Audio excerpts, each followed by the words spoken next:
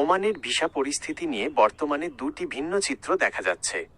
একদিকে সরকারি পর্যায়ে ভিসা চালুর জোরালো আশ্বাস রয়েছে, অন্যদিকে সাম্প্রতিক আঞ্চলিক অস্থিরতা বা যুদ্ধের উত্তাপের কারণে ফ্লাইট ও শ্রমিক পাঠানোর প্রক্রিয়ায় কিছু সাময়িক জটিলতা তৈরি হয়েছে। 2026 সালের মার্চের বর্তমান পরিস্থিতি অনুযায়ী বিস্তারিত তথ্য নিচে দেওয়া হলো। সরকারি আশ্বাস ও সম্ভাব্য সময়সীমা। 2026 সালের 27 জানুয়ারি রিয়াদে অনুষ্ঠিত এক সম্মেলনে ওমানের শ্রমমন্ত্রী ডব মাহাদ বিন সাইদ বিন আলী বাওয়াইন বাংলাদেশের উপদেষ্টা ডব আসিফ নজরুলকে নিশ্চিত করেছিলেন যে আগামী 2 মাসের মধ্যে, অর্থাৎ মার্চ বা এপ্রিল 2026-এর মধ্যে বাংলাদেশিদের জন্য নতুন ওয়ার্ক ভিসা ইস্যু করা শুরু হবে। 2023 সাল থেকে চলা এই সাময়িক নিষেধাজ্ঞা মূলত ওমানে থাকা অনিয়মিত কর্মীদের বৈধ করার জন্য দেওয়া হয়েছিল। 2. যুদ্ধের প্রভাব ও বর্তমান চ্যালেঞ্জ।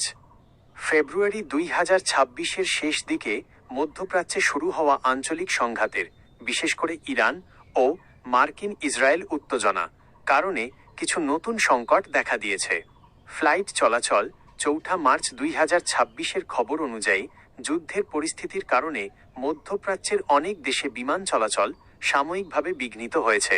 এর ফলে অনেক নতুন কর্মী ভিসা পাওয়ার পরও ওমান যেতে পারছেন না। ভিসার মেয়াদ।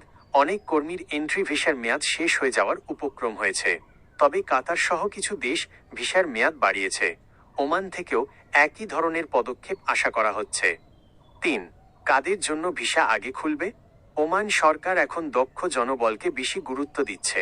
উচ্চ দক্ষতা সম্পন্ন ডাক্তার, ইঞ্জিনিয়ার এবং নার্সদের ভিসা পাওয়ার সম্ভাবনা সবচেয়ে বেশি। সাধারণ কর্মী, অদক্ষ বা আধা দক্ষ কর্মীদের জন্য ভিসা চালুর বিষয়টি বর্তমানে চূড়ান্ত পর্যালোচনায় রয়েছে। গুরুত্বপূর্ণ পরামর্শ: অপেক্ষা করুন।